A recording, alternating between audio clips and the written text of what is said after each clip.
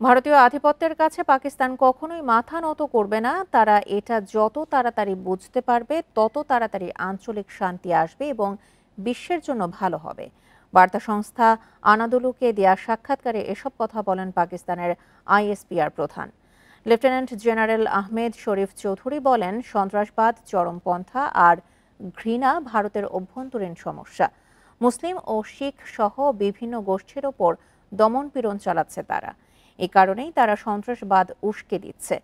এর আগে ভারতের সাথে যুদ্ধবিরতির মেয়াদ নিয়ে কোনো মন্তব্য না করলেও পাকিস্তানের সর্বোচ্চ অগ্রাধিকার শান্তি বলে নিশ্চিত করেন তিনি।